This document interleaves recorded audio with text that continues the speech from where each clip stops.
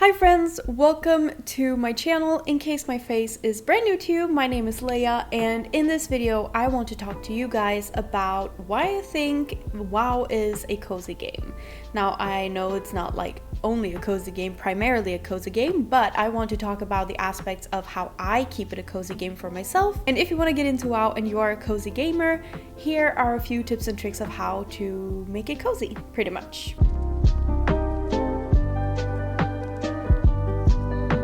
So if you've never played WoW before, I'm gonna give you guys a general intro in case you know what WoW is and want to hear my tips and tricks right away. You don't care about my history with the game or anything. You can just go to this timestamp right here and get into my tips and tricks. But if you want to hear a bit of a general intro and, like I said, a little bit of my history with the game, keep on watching. World of Warcraft launched in 2004 by Blizzard Entertainment and is a true classic in the realm of the MMORPG genre. The game is often shortened as WoW, and it is set in the world of Azeroth. The game invites players into a complex world filled with conflicts and very deep lore, which I'm a big fan of. I'm just gonna be honest. I love the lore. Okay, anyway, sorry. So over the years, World of Warcraft has evolved through numerous expansions, and each of them introduce new areas, new races, new stories, gameplay features, all that good stuff. First off, we had the Burning Crusade, where players first crossed out into the Outlands. After that, it was the Wrath of the Lich King, which featured the icy continent of Northrend and the infamous Lich King. Then Cataclysm followed, which dramatically reshaped the game's original world, which was a big overhaul at the time. It was a big thing at the time. After that, we saw Mists of Pandaria, which introduced the Pandaren race and the world of Pandaria. And that was followed by Warlords of Draenor, where players ventured through time to an ancient version of Draenor. After that was Battle of Azeroth, which focused on the renewed conflict between the Horde and the Alliance on the new continents of Kultiras and Zandalar. And after that we got Shadowlands, where players explore the realms of the afterlife. And lastly, we have Dragonflight, which is the newest and current expansion, and that takes the players to the ancient Dragon Isles, which is home to the mighty dragon aspects, and we also got the race, the Drakthir. So as you can see, there's a lot of content in this game. So in this world, the players must choose to align with either of the two major factions, the Horde and the Alliance. So the Alliance consists of several races like the humans of Stormwind, the dwarves of Ironforge, the night elves of Teldrassil, and the gnomes of Gnomeregan, with many more added in with the expansions, adding up to 13 different races. The Horde in turn feature the Orcs of Durotar, the Tauren of Mulgore, the Trolls of the Echo Isles, and the Forsaken Undead of Tearsfall Glades. They also got a lot of other races in the expansions, equaling the Alliance with 13 different playable races. Two of the races are considered a neutral race, so they are able to choose either faction, and these are the Pandaren and the Drakthir. The conflict between these factions drive a lot of the narrative in World of Warcraft, and it influences pretty much all of the player interactions and quests and the outcome of the storylines pretty much. In some expansions, the conflict is a major focus, while in others the factions are temporarily allies pretty much, fighting a common foe. So players can immerse themselves in this on and off conflict through quests, dungeons, raids, and massive player versus player battles. Personally, I mostly play on Alliance, but I am a big faction hopper because the storylines and quests and all that stuff is pretty different on both sides, and I don't want to miss out on content, so I actually enjoy playing both factions, for those of you who are gonna ask. So quickly before we hop into how to make this cozy, I want to talk a little bit about my own history with World of Warcraft. I'm gonna keep it short, I promise. So I have been playing World of Warcraft for about 20 years now, which is horrifying to think about, but that's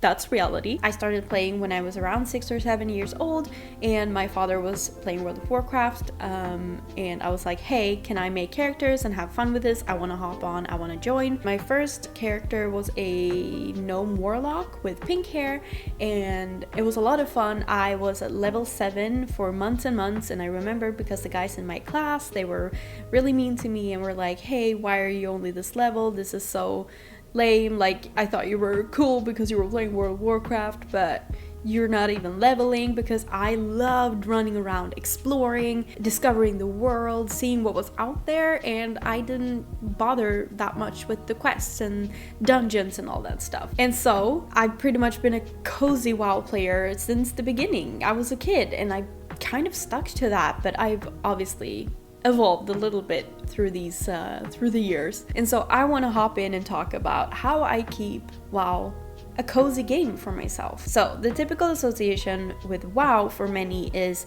the typical grinding and leveling and pushing to be the best and the strongest, but that has never been my playstyle, as you heard. So my first point is the questing and exploring. Like I said, I've enjoyed that since I was a kid, and my main way to level up and play the game is by exploring and questing in the world. Following storylines, discovering new beautiful areas, and meeting interesting NPCs is just so much fun for me, and that's what drew me in the first place, so it's gonna always be close to my heart. While playing, you obviously also get to take part in a lot of lore, and WoW lore is deep. Let me tell you, I love doing a quest that draws my interest like a little bit extra, and then going on to Google and just doing a Google deep dive into that lore, because it's just really interesting. The game also offers a lot of Easter eggs for you to discover around the world, which is always really fun to run into.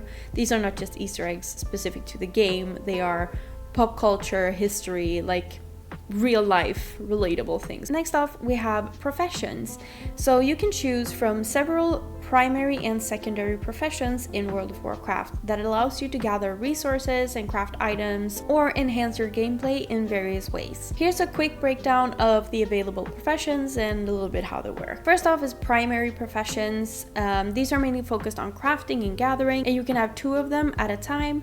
And usually you choose the ones that maybe go hand in hand, for example, gathering herbs and then alchemy, but that's not a must. You can choose only gathering professions if that's what you choose, and then sell them off on the auction house. Anyway, these are the primary professions that you can choose from. So there's alchemy, blacksmithing, enchanting, engineering, herbalism, inscription, jewel crafting, leatherworking, mining, skinning, tailoring. Secondary professions can be learned by any player in addition to the primary professions, and these are cooking, fishing, and archaeology. Currently on my main character, I am focusing on herbalism and alchemy, which go hand in hand very well, and I also have fishing, and it's just a really relaxing way to play the game, have a little downtime. It's really nice. Next up, we have transmog collecting. So your character can sport a bunch of different cool outfits when adventuring. You can have your level appropriate gear on and change its looks to however you want it to look, and this is called transmog. One thing I love to do at a higher level is to go into lower level dungeons and raids and collect new appearances for my character's outfits. These can also be collected by playing different aspects of the game, like questing and checking the trade post, but it's just a really fun way to be creative with your character and collect all these appearances. And yeah, just really show who your character is through their looks.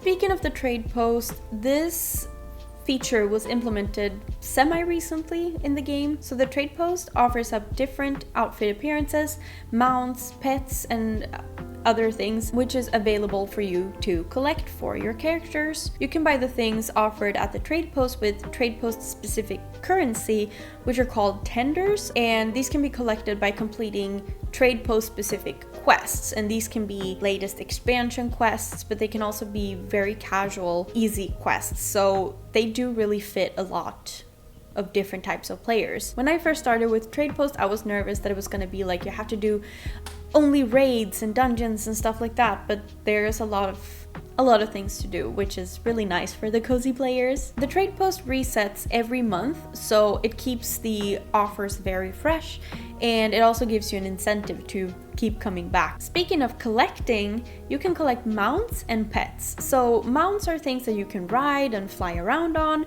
and pets are little companions that you can summon and keep by your side or even battle with, but we're gonna come back to that later. So mounts and pets are all over the game, and they have different themes depending on which expansion they were added in it with and area they belong to, etc. Some of them, just like transmog, can be collected by questing and progressing in storylines, but also in dungeons and raids and stuff. And some of them spawn very easily, while others are very, very rare and are pretty much only acquired by the most motivated, dedicated players or the most lucky ones. Last up is the pet battles that I kind of teased before. So the pet battle system is a turn-based mini game that allows you to collect, train, and battle with pets, which is in a very similar style to Pokemon. You can collect hundreds of different types of pets, each with unique abilities and attributes spread across various families like beast, mechanical, elemental, among others. I personally really enjoy doing pet battles. I recently got into doing that.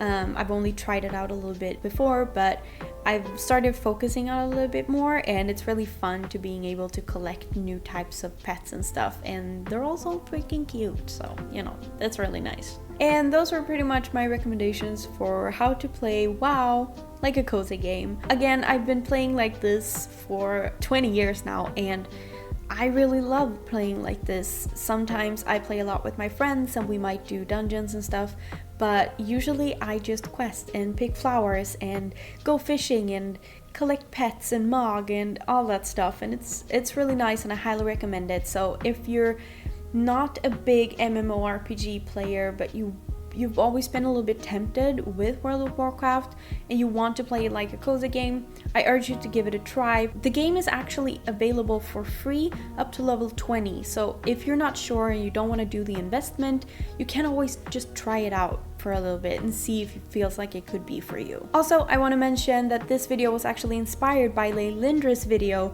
about cozy WoW, and I just wanted to give my own thoughts and my own experience, and if you want to check out her video, she goes a little bit more in depth into things that I did not. So I highly recommend that if you're looking into starting a cozy focus on World of Warcraft. I'm gonna link her video down below. So thank you guys so much for watching this video. I really hope you enjoyed it. I hope you got some good tips and tricks, and if you're gonna start out WoW, you've never played it before, feel free to reach out to me if you want some recommendations or support, or if you have any questions. You can of course also leave questions and stuff in the comments, and if you have any of your own recommendations for a cozy, focused WoW playing experience, share them in the comments so maybe other beginners can find your recommendation. So thank you guys so much for watching this video, and I hope I see you in the next one. Bye!